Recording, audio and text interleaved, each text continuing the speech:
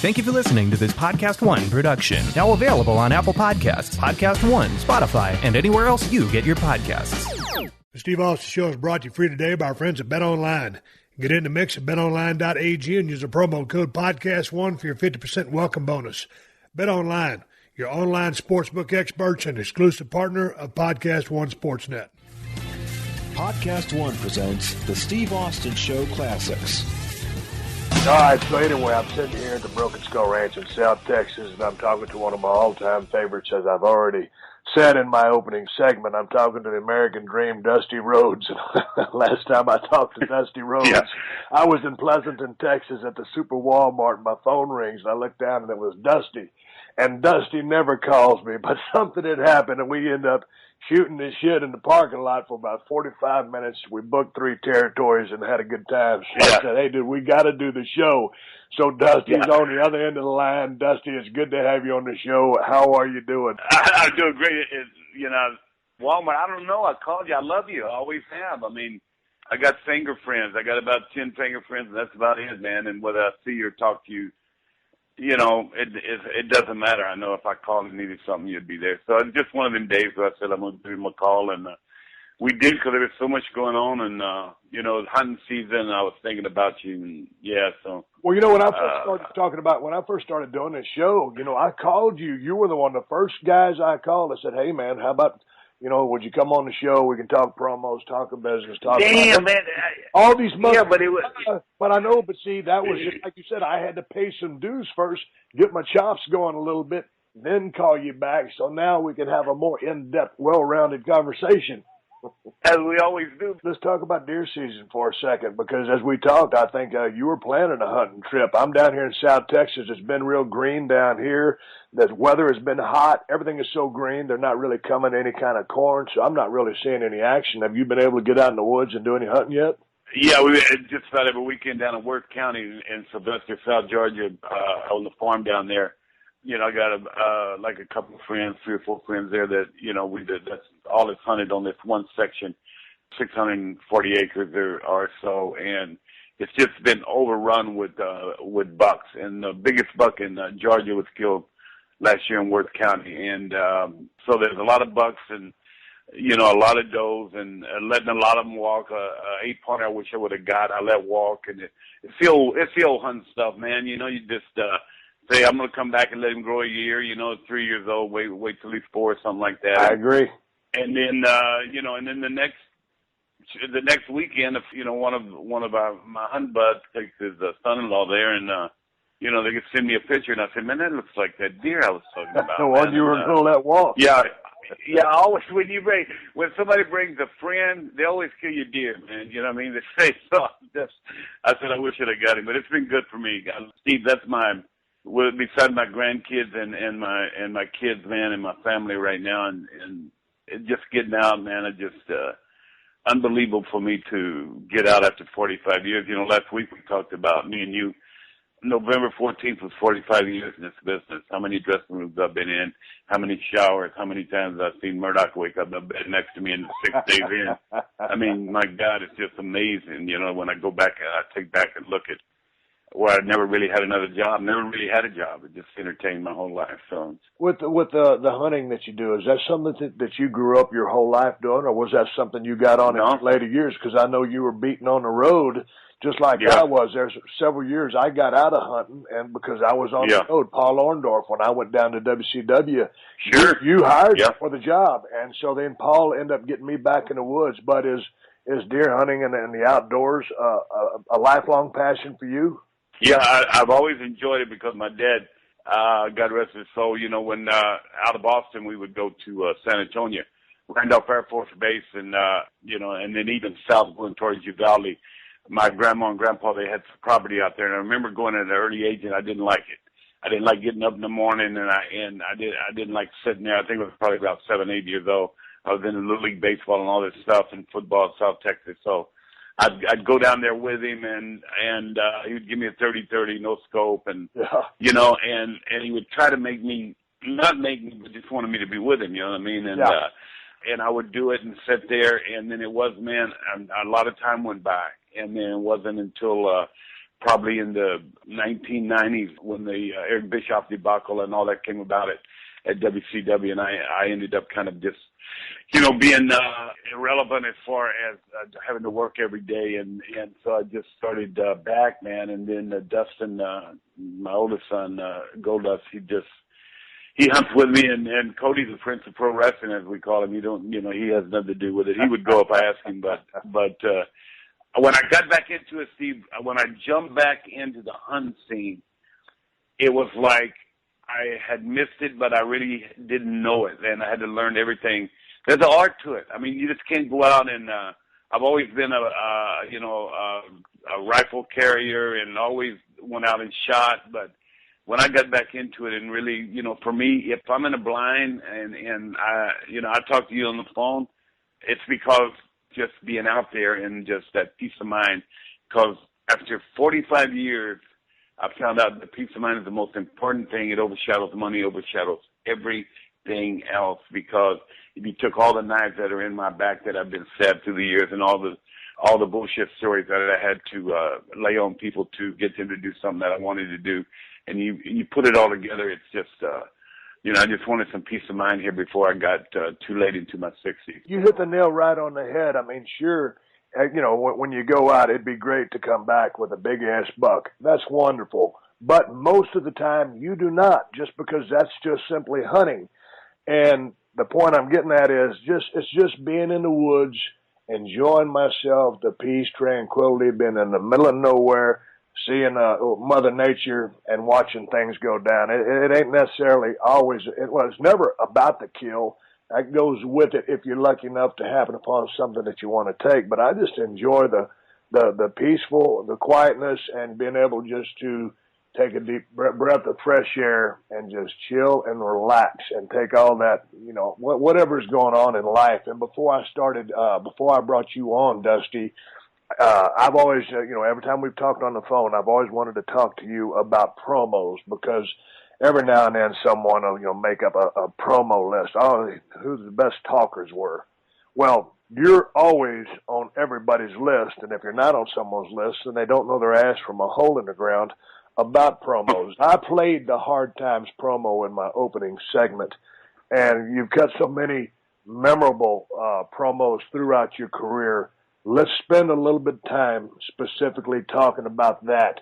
What was your approach to creating your promo style? I mean, your cadence, your rhythm, the way you talk. I mean, you're born with a little bit of a lisp, right, Dust? And a lot of lisp. Yeah, handicapped or whatever.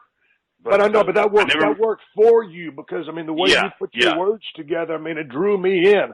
You're a little bit older than me. You're the generation ahead of me, so I grew up watching you and just listening to you talk and the emotions. It was like, man, of course, I just loved what you stood for. You were the working man. And all these years later, I do this podcast for the working man, but I was drawn to what you were saying, because I knew that you were feeling what you were saying. But so many times, and I watch, your stuff, in the Carolinas with the Crockett's, and then, when you went to Vince, a lot of those ringside promos and the stuff you were spitting out was just pure audio gold. And it just say, hey man, if I had the money and I was right there, I'm buying a ticket to see this cat wrestle. Were you always a gifted talker?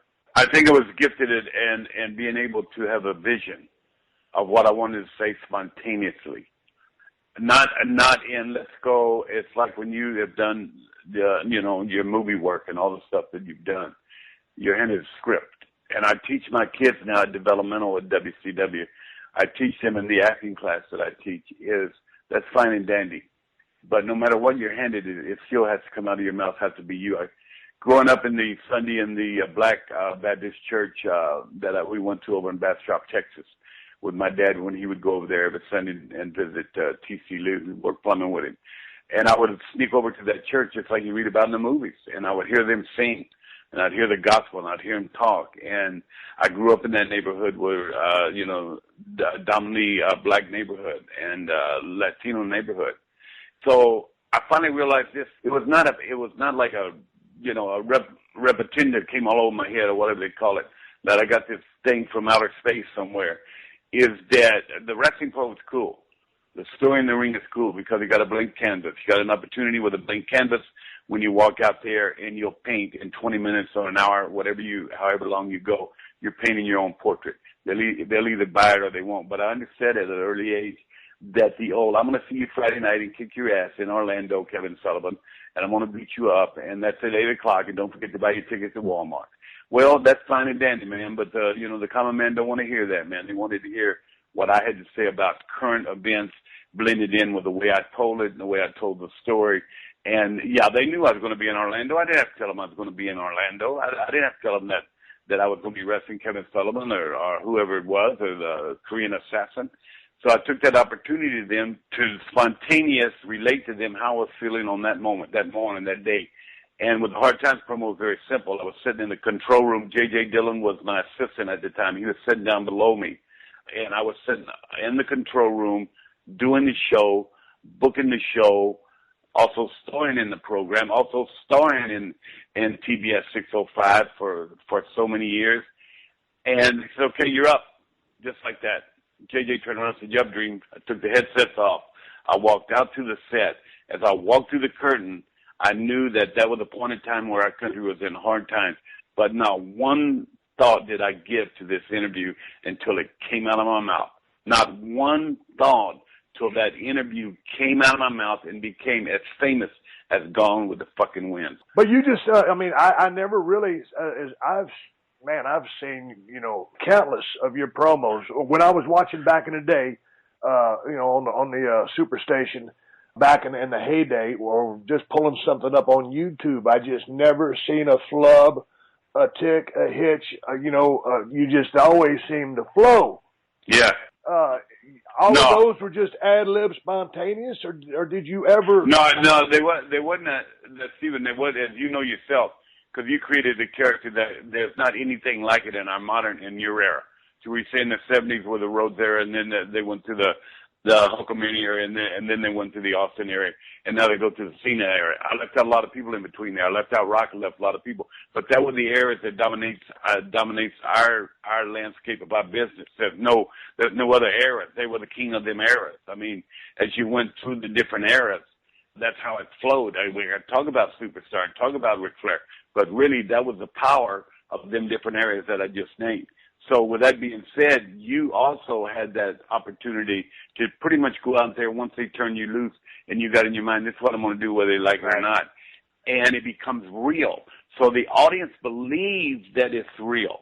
They believe what they were saying. And I wanted them to think one thing. If you were an attorney, you could sit down and eat with me in a fancy restaurant.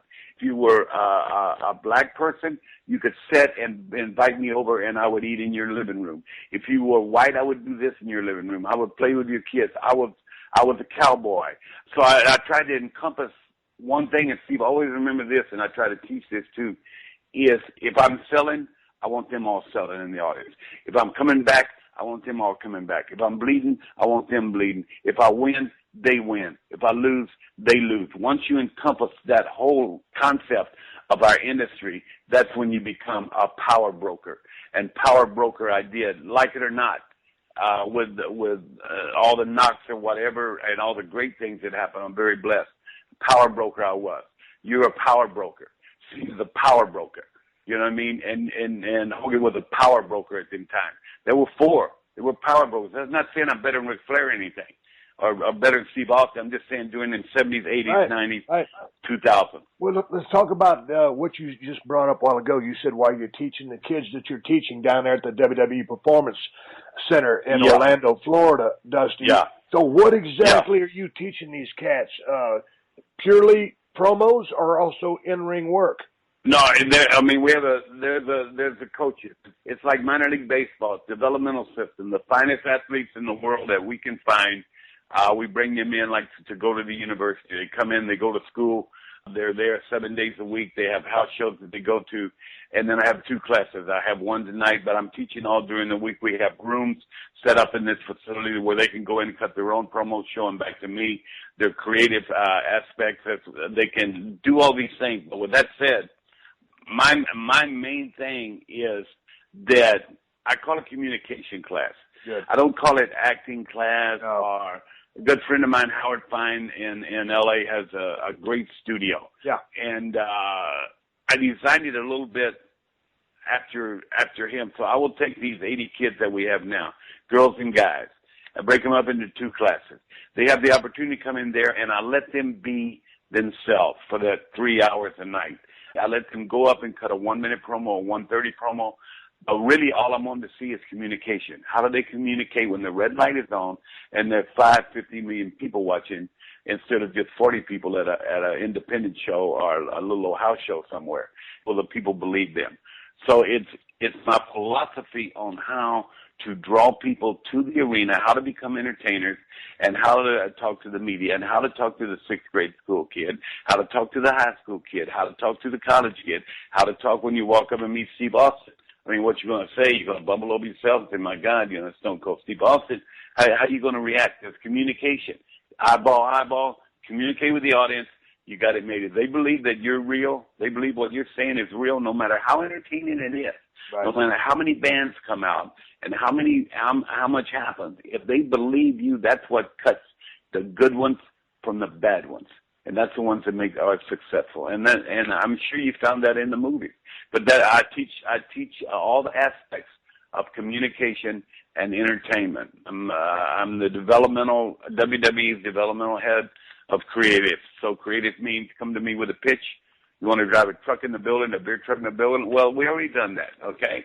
But right. When I say that somebody's already done that, when I say Steve's done that, then I say, okay, now I got the concept. You had the vision. You got it somewhere from someone. Now make it your own. How would you do that different? How would you make that to where they say, oh, I've seen Steve do that? Or would they say, man, that's the first time I ever seen that? Right. So come up with something with your vision. And so all them things we teach. And we move them up. And, the White families just, they came out of the developmental system. As a matter of fact, we have about 24 to 30 people in the last 4 years come out of this WWE developmental system that are now on the current roster. So it's an amazing bunch, and all the trainers and coaches there do a great job. You're listening to another classic episode of The Steve Austin Show, only on PodcastOne. The sports keep coming back, so does your chance to bet on them with our exclusive wagering partner, BetOnline. With NASCAR, Formula One, and EPL in full swing, there's no shortage of ways to get in on the action. You need more? BetOnline has simulated NFL Madden games, NBA 2K, and UFC happening every day live for you to watch and wager on.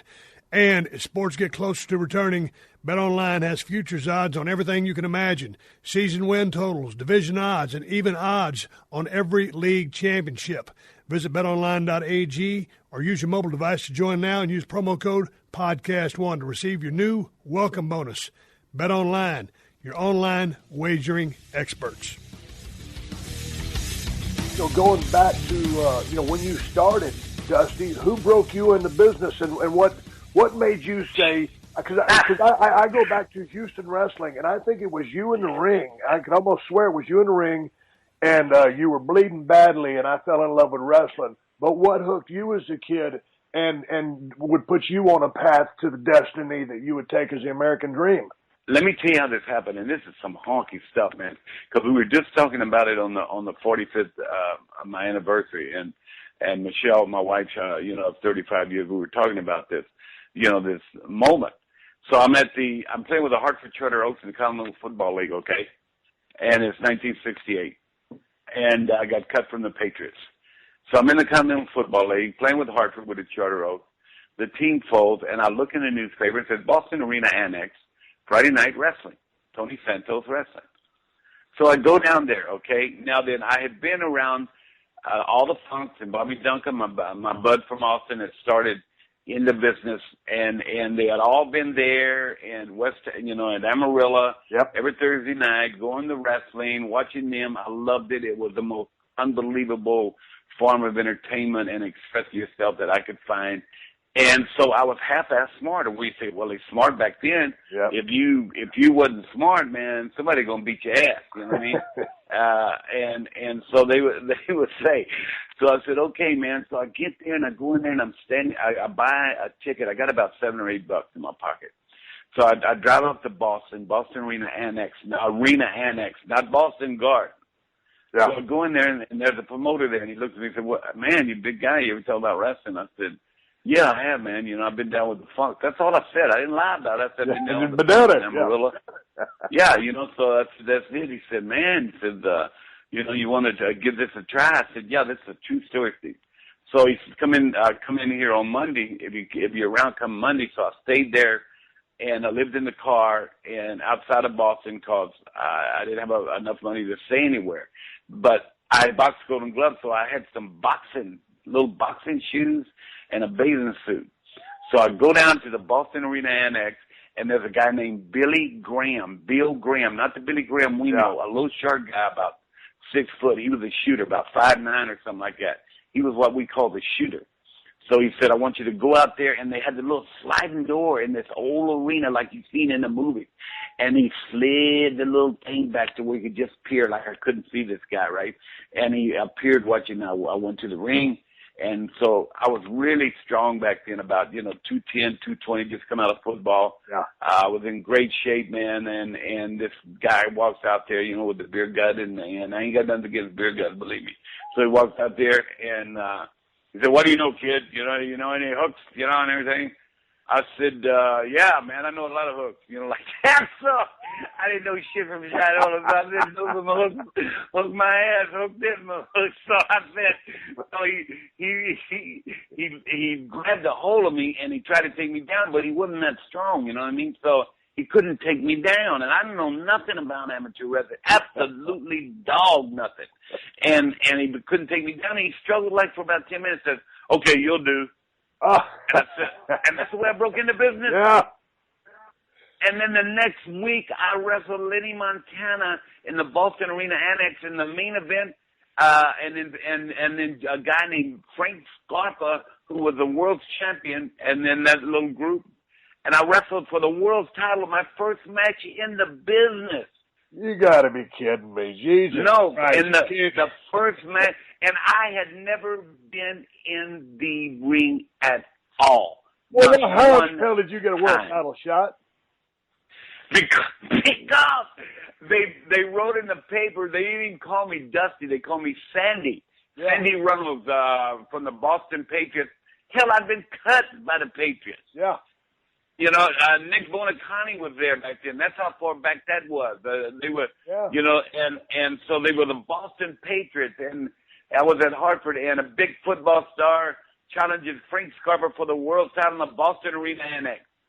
Jesus, I mean, and Bull Curry comes into me, and Bull Curry's there, and it's during the holidays, obviously, Thanksgiving was coming up, and he says, he comes in and works with this guy, every Thanksgiving, and he said, "Kid, there's 2 things you need, man, like a carpenter, man. You need a outfit, and you need to have a bunch of pictures."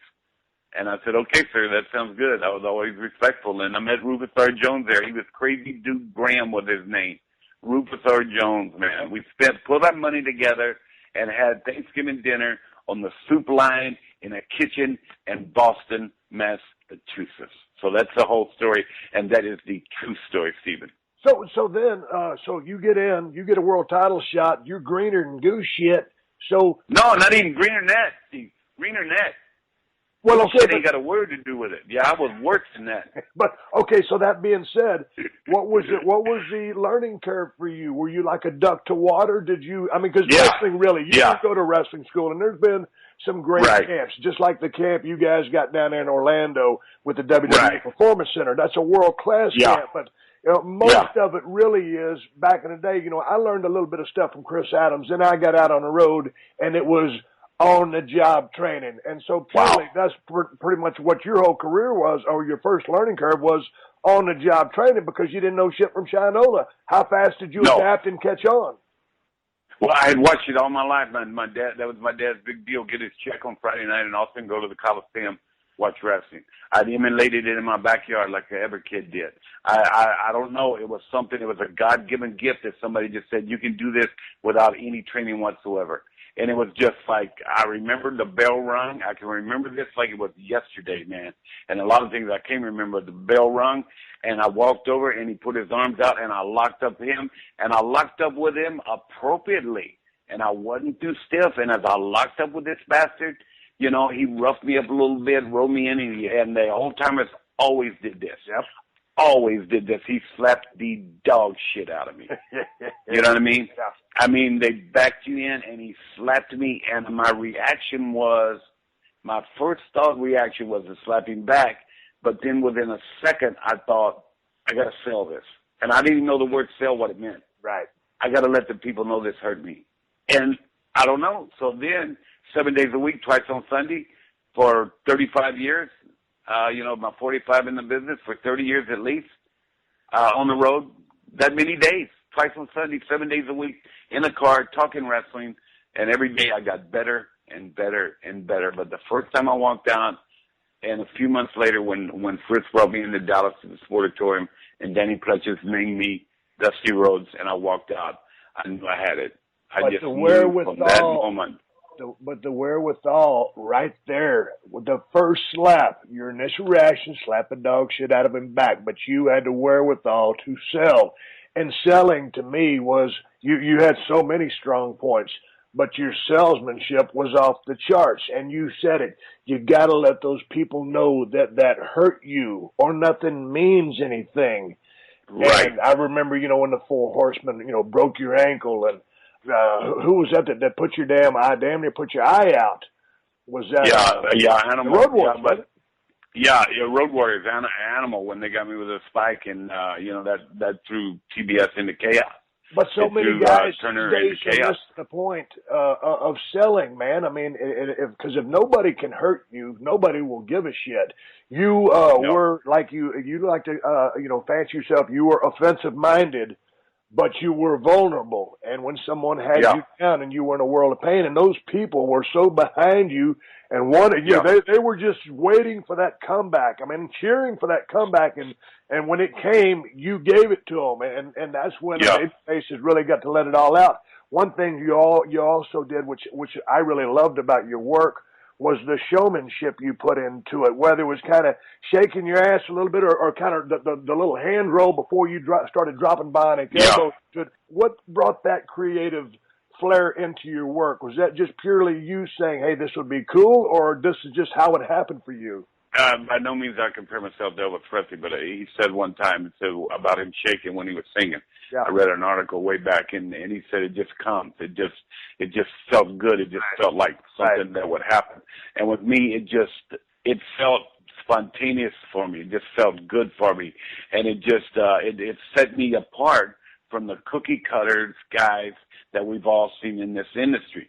And not blowing a horn is a big thing with me, but I will tell you that this was my thought, and you don't agree with it probably, or you do, or it doesn't matter, because it did to me. As I sat in my living room and watched you with Bret Hart, and I remember that when you were bleeding and he had you in the hole, and you never gave up, and that was the finish. You finally just went out, and the longer you were in it, the longer the facial there. On that night, I said that Steve Austin just became a unbelievable mega superstar, and it was because of the sell. And then I take the young Cody, as his career has just taken off a little bit, and he's going around here with his brother. But I remember every pay-per-view during that era of him being very small in school and junior high and all that stuff, and he would watch it. And when you would finally turn it on to the selling part, not to the breaking of the glass, not to the driving in of the truck, when you were selling, he would turn to me and he said, now this is wrestling. He would always say that because he was such a student of it. Right. So you go back and you name the ones that I talked about in the decades. Yeah. Hogan was not Hogan by no means could work. Right. Okay, very well. But what he did well for a big guy, he sold. Yep. He sold. And the people believed he was hurt. He brought them with him. Yep. And you go back, you go with John currently. Yep. And John sells. Yep. He sells the product. And the product is, this arm is hurt, I'm selling this son of a bitch. Okay? So, man, it's just, to me, it's easy. But it doesn't come easy for everybody. I see these kids struggle, of these 80 kids, and we got more coming. And we do all the athletes and all the Olympic guys and all the football players come in for tryouts. and they don't have a clue.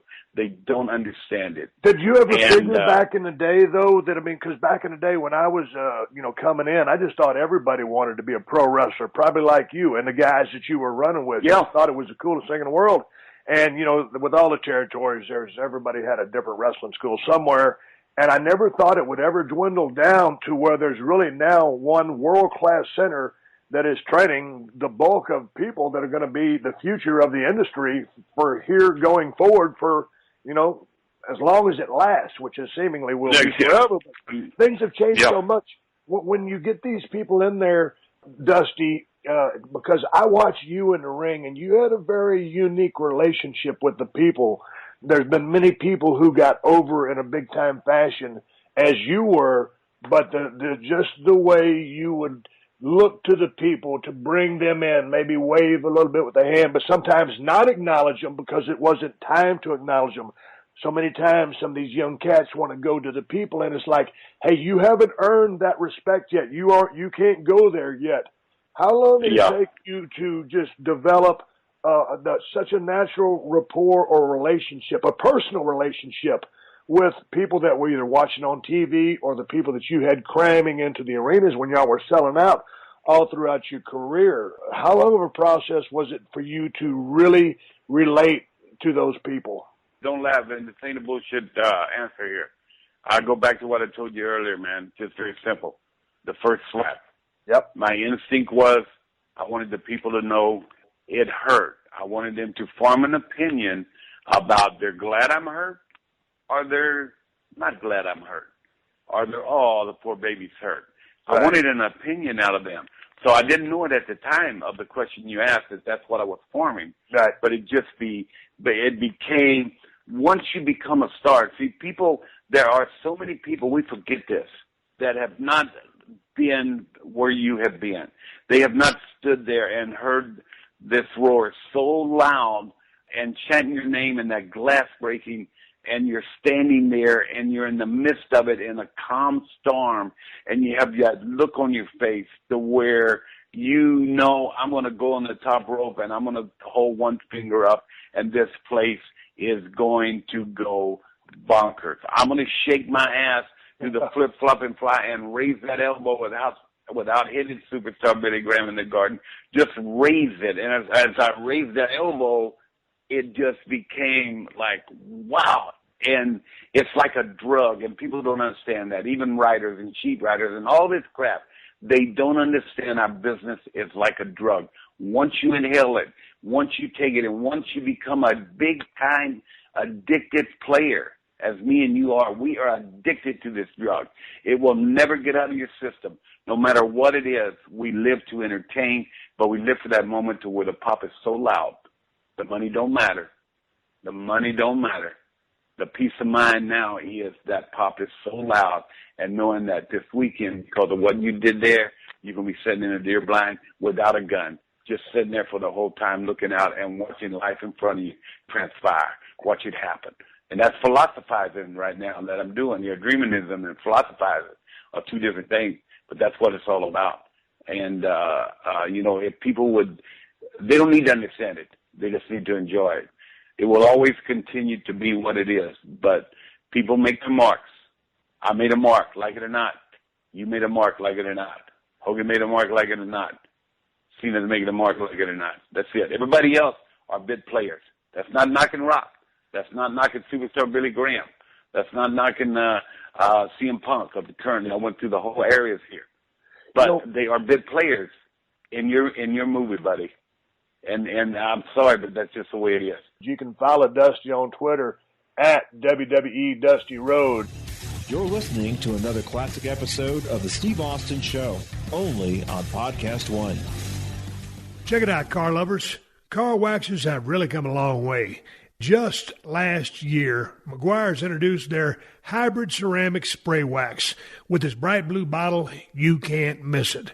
Its advanced SiO2 hybrid technology delivers ceramic wax protection and durability far beyond traditional wax. And it's incredibly easy to use. Simply wash your car, spray on Meguiar's hybrid ceramic spray wax, then just rinse off for extreme water-beating action. No rubbing, no curing, buffing, and the best part, no mess. I'm told the product has been flying off the shelves. And this year, knowing some prefer a more traditional style of application, Meguiar's has launched their liquid version, Meguiar's Hybrid Ceramic Liquid Wax. Long-lasting ceramic protection and an easy-to-use wax. Seals the paint for long-lasting protection against the elements and also delivers the same extreme water-beating action. Easy to use, applies just like a traditional liquid wax with no wax residue.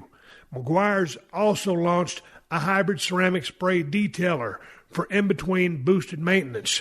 This removes contaminants like dust, fingerprints, or those pesky bird droppings, boosts gloss, and enhances protection in a flash.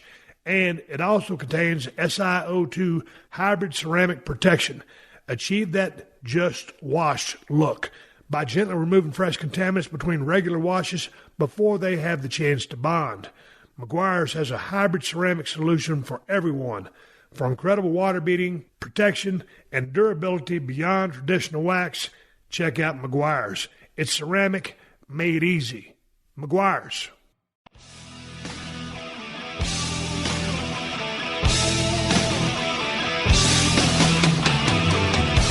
All right, so anyway, I'm sitting here at the Broken Skull Ranch in South Texas, and I'm talking to the American Dream, Dusty Rhodes. Yeah. In 2010, you did an interview, and I read, you said, today, Vince is more about, we're putting smiles on people's faces, and I believe that to be true. But you also said, you went on to say, back in the day, it was more about the blood, guts, and glory. And it was a whole different environment back then. Let's go back. Let's go back to, kind of that period there in the 80s in the Carolinas when Crockett still owned National Wrestling Alliance, NWA. That was some of that. When I do cardio to this day, if I want to watch, as I was talking to a guest on a show the other day, when I go to my garage and do cardio, if I'm going to put wrestling in, it's 9 times out of 10, it's going to be stuff from the NWA, from Crockett Promotions. Yeah. There, when you guys were running roughshod, I mean, you had Ivan Nikita Koloff, you had Arn Oleander, of course you had Flair, Steamboat, Man with the Hands of Stone, Ronnie Garvin, the Midnight Rock and Roll Express, all of those guys, Magnum TA, and you guys are running some heavy-duty angles. And god dang, you had some over baby faces, but you had a ton of heels with a lot of heat. And you must have heat to draw some money. And you guys made sure that you got your heels hot. If the audience don't want to see you beat up somebody, if they're not mad at him, what the hell, I mean, okay, if Roy's got on Trigger and he's at the first show and somebody don't come over and beat up Dale, then I ain't going to be mad at anybody until Roy gets him at the end. So if somebody come over and shove Dale Evans down in the dirt, well, by the end of that 30-minute show or whatever it was, Roy's going to beat somebody up. Roy's going to kick somebody's ass. Right. John Wayne's going to kick somebody's ass. Steve Austin's going to kick somebody's ass. And I just wanted to clarify too, because you just mentioned something about having a guest on there. When I opened up this Mudcast, podcast thing with you, is that I was saying, now you got the main event. Everybody you've had on this show, anybody that's ever done anything in business, I consider them a lot better than me in main event. So I was just joking about that. Got that out of the way. That way I can get everybody off my ass. So now, but I don't believe that. I just said that. Anyway, but now that was you just called it. It was Woody Harrelson in the Killer. It was the Taxi. It was I want you to meet my little friend. Yeah. It was that was it. Let's go. That's what we were dealing with, that, man. And it became consistent with what was happening in the in the universe. I mean, I was lucky to be a part of that era, because that was such a fun era. Because it was fun for me to watch. I wanted to jump through my TV screen and beat the shit out of some of these guys. I remember, when Flair was working with Nikita Koloff in a cage, and the match was over. Ivan Koloff came down. He jumps Ric Flair. They're doing a number on him. Marshal Khrushchev comes to hold the cage door shut so nobody can get in that motherfucker. And then all of a sudden, you come down, help clear the ring, start dropping bionic elbows. You help out Ric Flair, and the Flair's starting to say something to you, and I'll be damned if Arn and Ole Anderson jump your ass from behind. Then Flair jumps in, they're triple teaming you and breaks your ankle. And I'll tell you, you can watch the crowd. And, of course, this was in that golden age of pro wrestling when it was real, brother. You know what I'm saying? Yeah. And that whole crowd, they're all on their feet. They're watching it, and you're selling your ass off. And he's talking about, man, they might have to cut up your jean leg to expose that leg to see the damage. And you were selling it, and more people were madder than a motherfucker. I was. Hey, but Steve, but there you go. Here's the thing about that. We go back to the word sell again. We jump back in there, and the layman fan out there, it kind of understands it a little bit, but we really understand it, and that was what I was going back with you when you were in the hole and you refused to. The sell of that moment made Steve Austin. It was just, this guy is not going to stop or quit for anything. So going back to that, to where they broke the leg. You remember what we used to call, we had a saying back in the day, white heat. Okay, white heat was when they broke my leg and the arena would get stone cold quiet. Yep. That roar would stop and you would look out there and it would last about 20 seconds. Yep. And then as they were absorbing what they just seen. Yep. And that white heat started to build, and that's what we called, hey, Rube. That's what we said, they're getting ready to be a riot here. Right. Because once they realized that the dude just went down, buddy, and these guys are still standing there, it was like suspended in time. It was like an era that it just like everything was in slow motion. Until they decided now the roar becomes, and as the roar came, here they came.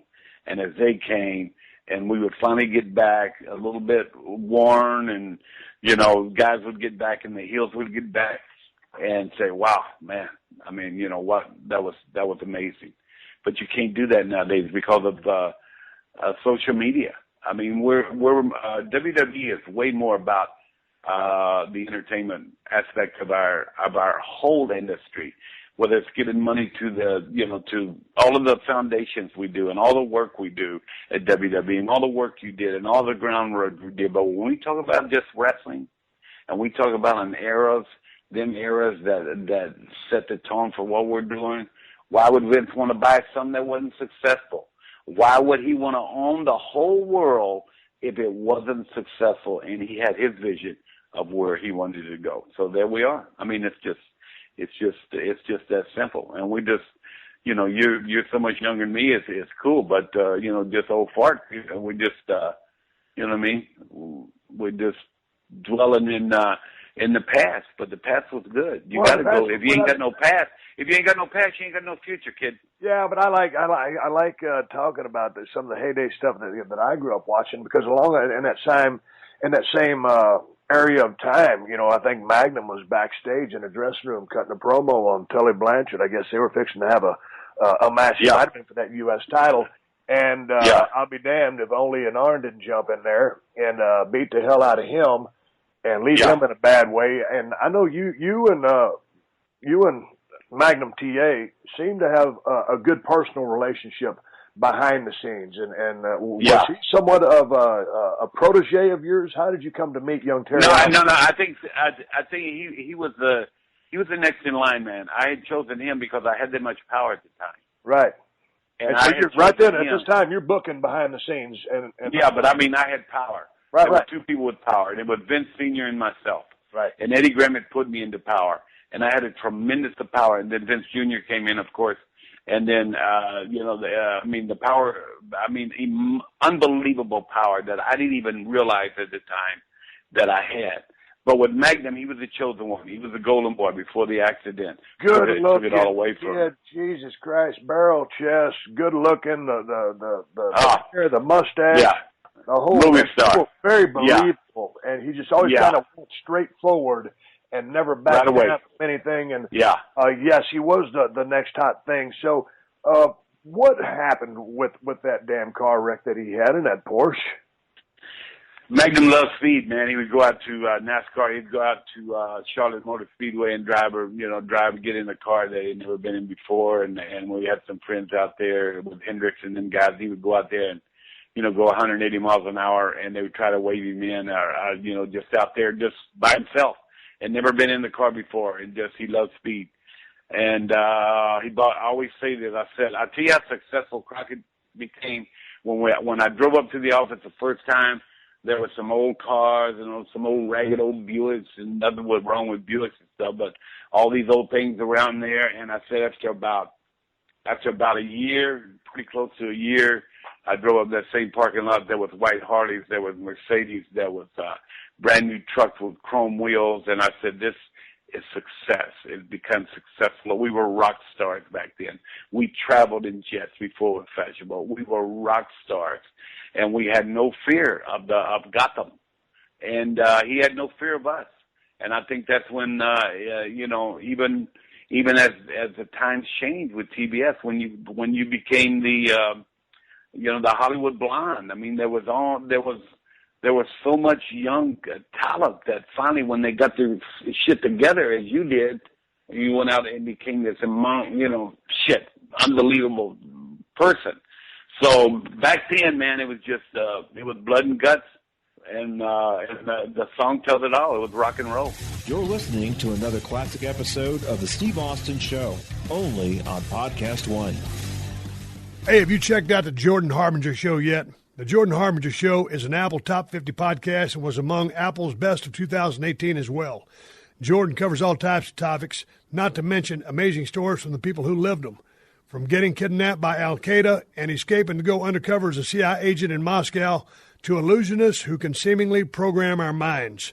The mission of the Jordan Harbinger Show is to help you become a better informed, more critical thinker so you can get a much deeper understanding of how the world works and make sense of what's really happening. Check out some of these episodes. Episode number 282, How an Art Forger Got Away with Making Millions Despite Being Chased by the Mafia and the Feds. This isn't pop psychology and superficial advice, nor is it BS inspiration porn. This is meaningful, fun, life-changing insights with the practical edge so listeners can apply something right out of the box. He even has worksheets for every episode. Search for The Jordan Harbinger Show on Apple Podcasts, Spotify, or wherever you listen to podcasts. But about to talk about blood and guts, you talked about me being in that sharpshooter hole in that blood, not giving up, passing out. Over the years, you have shed a lot of blood. Yes. Was that something that I enjoyed that? When it was the right time, I just enjoyed it. What was, and obviously you probably had to dig it too. Man, when the Dream was in a bad way, he was usually bleeding pretty severely. Yeah. I thought about that a lot. When I sit in some of these hunting blinds and just have my gun down and never, don't care about what's walking and whatever. It has to come and stand underneath my blind for me to do anything with it because I'm not there for that purpose. And I thought about that. And I said, man, why don't you do this, man? Why the figure eight and your noggin's all messed up and all these things. And it was that moment again that we just talked about way earlier. The thrill of that moment, the rush that you got, the addiction to this business, to make it real. You wanted them to believe it was real, and it was real for that moment. Yeah. And you wanted that to happen, and it was just, I mean, my God, when you just stood there and you came up and it was all over your face, and you started that slow comeback, and it was just like, bam, elbow, it would sound, instead of just a bam, it would sound like a bomb going off. Yeah. Like boom, boom, boom. And just about the time to where you had it right at its high point, at its very high point, then one of the old Hartsmen or whoever would roll in and cut your legs off from under you, and you'd start all over again. Nothing more beautiful than that, buddy. Let's talk about traveling down the road. I know when you guys got really hot and you were rock stars, you were flying everywhere, but there has been a lot of road trips with you and Dickie Murdoch traveling down the road in either a jet box or whatever you guys were driving. and drinking some beer on the road. Yeah. And yeah. You and Dickie Murdoch had a hell of a tag team called the Texas Outlaws. Yeah. And how were you guys together, and what did you want to split up because you saw the singles path as your destiny? Because you weren't the American Dream yet. That wouldn't happen until you went down to Florida, correct? Yes, correct, 74. So how did and you it just came out of my mouth. Well, it was, I even when I was in power, I had lieutenants. And Barry Windham, even at 19 and 20 years old, he was a lieutenant. Right. What I mean by that is he watched my back, and I'm going to just mention him a second. Barry was the most natural talented, besides Dustin, most natural talented just walk in the ring, and probably one of the greatest in-ring performers in our history. But there was no one, my friend, as great a performer as Dick Murdoch. Jose Lothario I always thought was close. But Dick Murdoch at 50%, which he would go some nights, or at 70%, which he would go some nights. Yeah. But at 95 and 100, there was no one that could touch him, period. But we had one thing in common. We loved the road, we loved the travel, we loved country music, and we loved beer. We would leave, as I'm sure you have done on numerous occasions, but we would leave. We're not talking about taking drugs or anything like that. We're talking about beer. Yep. And he was a cheap son of a bitch, God rest his soul. He would buy beer in New Orleans to make a trip to Alexander with no label on it. It would be in a white can. I don't know where the shit this came from. Yeah. And it tasted like panther piss. Yeah. I don't know where it came from. When it was my turn to buy the beer, then I would I would try to get something that at least had a name on it, whether it was Jack's Jack's or Pearl or something like that. Yeah. It was cheap. And we would put 24 and double 24 sometimes. The white cooler, the styrofoam cooler where you put your hand in and finally break and the water would fall over the back seat. We did that many times. We'd pack it with ice. The first thing we did when we got to a town was not go to the arena. We'd go to the store, get the beer, and ice it down and put it in the back seat. That was the most important thing that was going to happen that night, period. And then it didn't have Sirius satellite radio, didn't have what you're doing right now, podcast and all this stuff. None of that was social media was there. So we'd go AM, 820, Bill Mack Show, Forward Dallas, every night, even in Michigan, we could pick it up and we'd turn it on, and Murdoch would throw his head back, the worst singer in the history of the world, and would sing these songs, and we'd just go down the road night after night after night after night after night till one morning I woke up in some old hotel and I looked across the bed next to me and them old white BVDs all yellow stained up and shit sitting over there, big ass sticking out from under the cover, smell like, donkey piss in the place. And I finally had got word, I said, I want to try this on my own. We were in Detroit.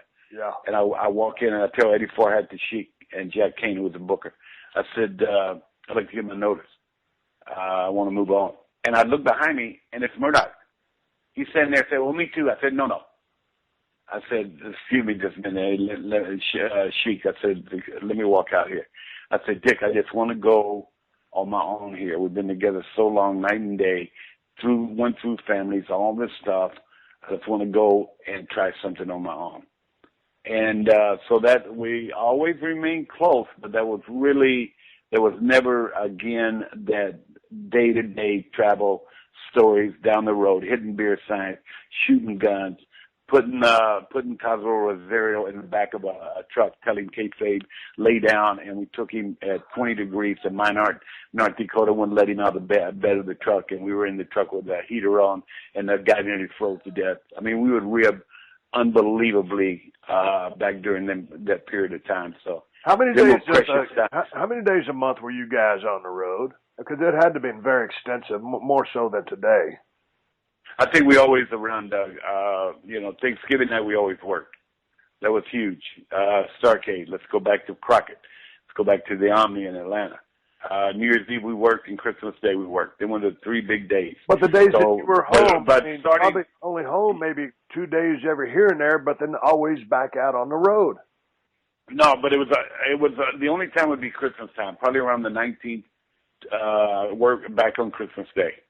Yeah. So 300 and some days or whatever they are. That's what I'm getting at. I mean, year after year after year, where the years pile up, you say, man, I got to slow down. This has been 8 years. This has been 9 years. Whoa, wait a minute. Whoa, let's stop. You know what I mean? Because nobody knows your product better than you. You are your product. Right. You're standing there, your product. Why turn it over to somebody else when you work so hard to get to this level? So what happened? Why turn this over? What happened to the relationship with Dick Murdoch? I know he's one of your closest friends, but yes. As you decided to go on your own and go down the singles path, did it hurt his feelings? Was he cool with it? Did he understand? No, I don't think he did at first. I think, we always, we had some property in Colorado. We all kind of together and, we bought some property out there back when it was, going out to southern Colorado there, in Cachara up in the mountains there. We had some property and we would hunt and would be together, and I always low-keyed around him. I never tried to be, I just wanted to be who he met and who I was, because I always looked up to him. So no matter how big a star I was, he resented probably the American Dream type deal and what I was doing back then. He was not a racist as people think he was, but he had his beliefs in the way he believed, period, and that's what it was. And I was dealing with a different clientele and different people, and he was still dealing with redneck Dick Murdoch. I mean, it's just that simple. I'll defend him to the end, because that's that's what he was. I loved him as close to my brother. So we always remained close, but I think it wasn't jealousy, Steve. It's not. There's a difference. You know that. It was just like, okay, I kind of left him here, and I went on, because how many people, when you do stuff like that you know, how many people that begrudge your shit and blame you? Think about that 100 times now when I'm booking and shit. Blame you for their downfall or why they couldn't keep up, and so they put it all on you and say, oh, he'd have pushed me out of done this. That's horse shit.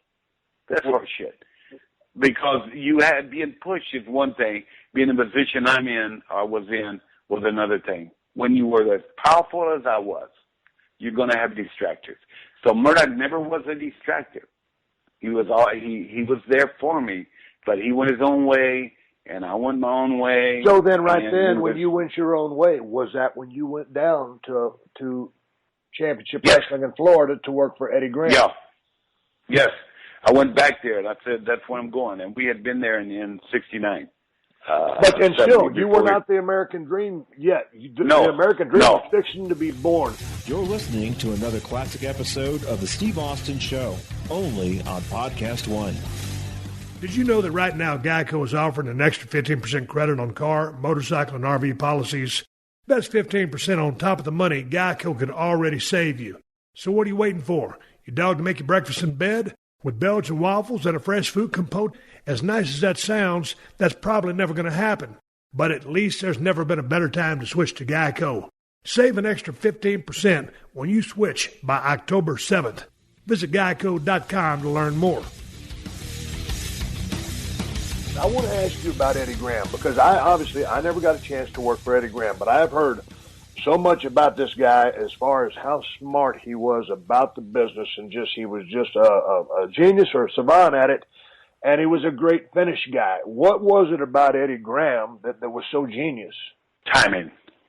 And timing might not mean a lot to a lot of people, but timing, knowing when, how, what to do at what moment. His timing was immaculate. His thought on timing as far as the fan, you could say timing. They're not ready yet. I said, man, I want to go in there and kick this guy's ass. He beat me up the last week. Eddie said, no, there's a formal thing going on here. They're going to introduce you. You're going to get in. They're going to ring a bell, and you're going to start a match. You're not going to go over and jump in because he beat you up. You're going to build this thing until the time is right. Right. So, and going on with Gordon Soley and saying the American Dream as an overall thing. I wanted everyone to believe in this American Dream, not that I was personally the American Dream. And when I said it, it caught on like wildfire. It's just like things you would say. And then when I said it, it caught on because I was against who? Gary Hart and the Korean assassin. Right. America against the Korean assassin. It was in Florida, and it just went boom. And Eddie guided me through that whole thing to where everything with him, if you were an hour at the 55-minute mark, this is what you did. This is what went down at 55 minutes. And if I did not do it at 55 minutes, he would wring my ass when I got back.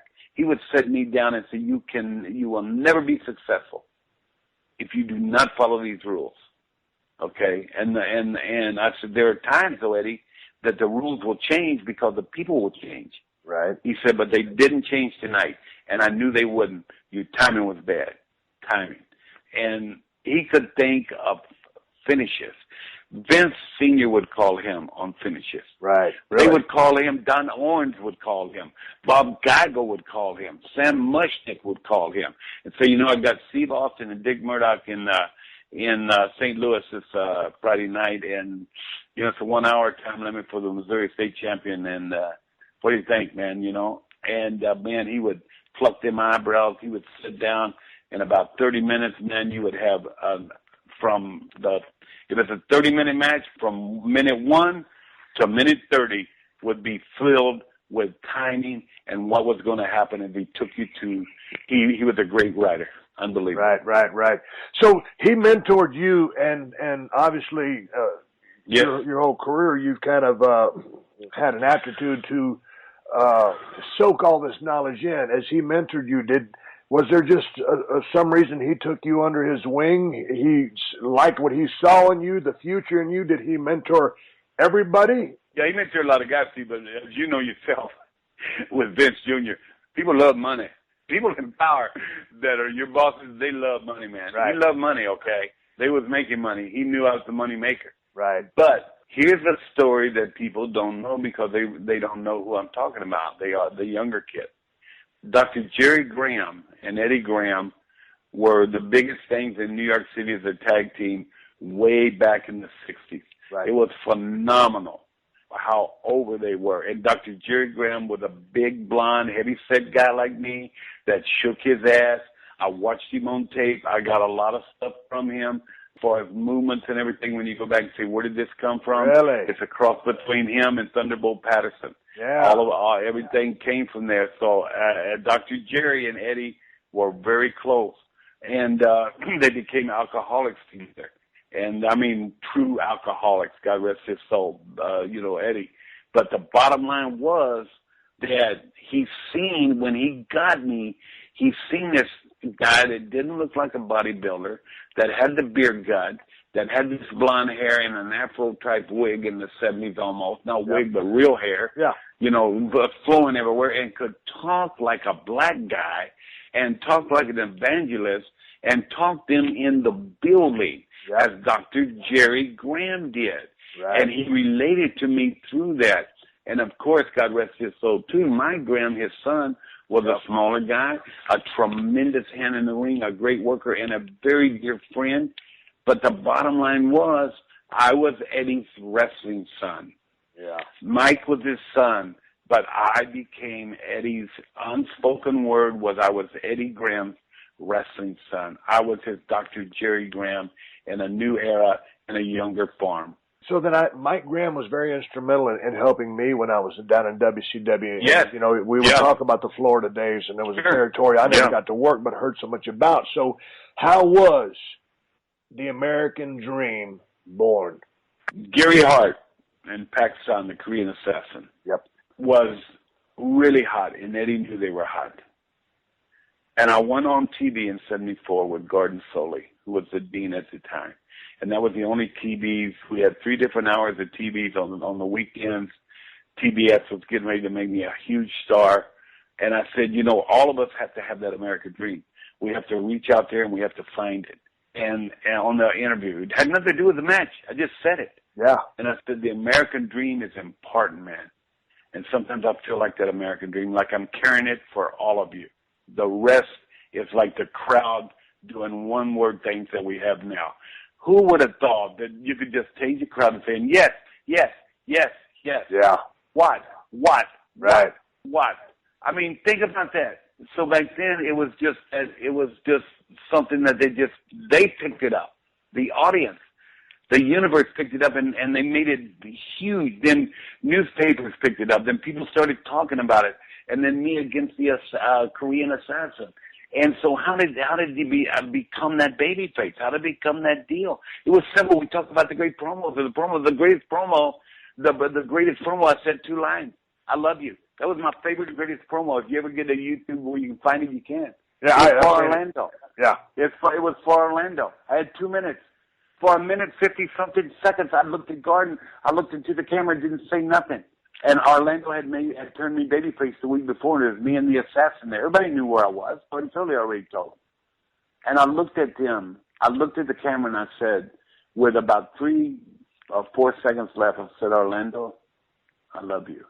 You could not get within 5 miles of that building at 6 o'clock. Yeah. Orlando, I love you. You know why? Because they believed I was sitting out there with them. And they took me to the dance, and by God, I'm going to leave with them. Before we wrap up, and I want to have you back on the show to talk about so much more. We covered a lot of ground just in general conversation. Mm-hmm. But sure. Where did you start, Dusty? That was in New York City? No, Boston. Yeah, Arena Annex, 45 years ago, November 14th. But first match against Lenny Montana. Lenny Montana and Boston, Massachusetts. Yeah, he must be 180 now. But you and Dickie Murdoch were the Texas Outlaws. Right. AWA. Kansas City. No, Kansas City first. So I left there and I went to Dallas. Danny Fletcher's, Bulldog Danny Fletcher's, named me Dusty Rhodes. And Fritz put me on top right away with him. I had something, whatever it was. The spoiler was there, and Gary Hart and the Army and all that. Right. Great era. Wouldn't have traded that, but I went on then because back then you could go to 28 different territories. Yep. So I went to Kansas City, said you need some seasoning, Fritz said. And I went there to Kansas City, and all the offices back in them days were in the old hotels downtown. The Rundown Hotel, still to this day, you get your tickets for the Garden in the Rundown Hotel where Arnie Skolin was, God rest his soul. So the bottom line was you go into a hotel, I'm sitting in one room, I hear this voice in the other room, and there's a big blonde guy that I remember from the time I went to the matches with Frank Goodish, who became Bruiser Brody. Me and Frank would go get Saver Money, Bell Hay during the week from school, during the off-season football at West Texas. And we seen this guy always at ringside with this bleached blonde hair, and it was Dick Murdoch. We didn't know who he was.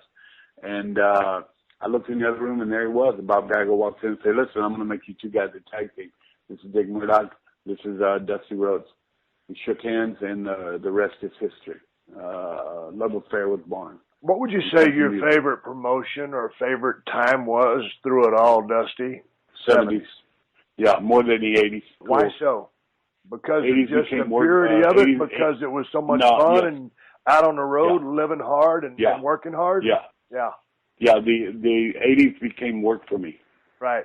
It became stressful. It's a grind. Being on top and being on the road and not having I kind of could have done a lot better with my family life. Man, I was on the road too much. Wow. And when I wasn't on the road, my mind was on the road. Yeah. So, but the 70s was the most fun for you. And sometimes when I look back, I mean, some of my most fun days were when I was, starting off in Dallas, in that year and a half I spent in Tennessee, basically starving to death, but, running up that road, doing what I wanted to do with a bunch of badass veterans and asking questions and, learning the trade. And so you got to come back. We got to talk some more. I want to talk to you about your days in the WWE stuff, and back in the NWA, bounce around some more specific stuff about Florida. But I appreciate you taking time to come on the show. You've always been one of my favorites. And, next time maybe we'll talk a little bit about the booking process, your psychology, maybe what you picked up from Eddie Graham, some of your own stuff mixed in there with the creative flair that you brought to the booking situation when you had the book and that whole dynamic of the power play. So anyway, I've been talking to American Dream, Dusty Rhodes. You can follow Dusty on Twitter at WWE Dusty Rhodes. How you digging that Twitter stuff, Dusty? Not too good, man. I'm not really a social media guy, but I use it. Stephanie will, she'll call me and get on my ass for not using it. So I at least got to say, hey, I talked to Steve today, so that'll get me thousands and thousands of hits. I wouldn't know how you get a hit on there, but I just want to tell you I appreciate it. And I love to come back anytime, and I just love talking to you, and I don't want to blow your smoke up the ass, but you were truly one of my favorite performers of all time because there's nothing better, except me in the 70s. There was nothing better than the stuff you did with Vince McMahon that I believe revolutionized and saved the WWE to what it is now today. So that has nothing to do with money, man. That has to do with the passion and love for what you were doing. And we're friends and we're hunters. And, yeah, if you're out there and you're a hunter and you can let one walk and it might grow next year and you don't need meat for that table or your family, or you don't need to make venison chili for the shut-in homes that we take chili to every year, keep hunting alive, and it's peace of mind. The woods are peace of mind. And without your past, man, you don't have a future. So hang on to it, because that's all you leave with is your memories. And Steve, I appreciate it. And I know that I could talk another 4 or 5 or 6 hours with you. We're going to down the road. Okay. I know my listeners have enjoyed the stories. I love hearing the stories. I can sit here and be a fan. And we opened up a can of audio whoop ass. And with that being said, the American Dream going to ride off into the sunset. I'm going to come right back, wrap up this conversation, and talk about a few things going into my next show. Dusty, thank you very much. I'll catch you down the road. Thank you, kid. Thank you for joining us for another classic episode of The Steve Austin Show. Please leave a rating and review on Apple Podcasts and tell your friends. For more Steve Austin Show, go to PodcastOne.com. That's PodcastOne.com.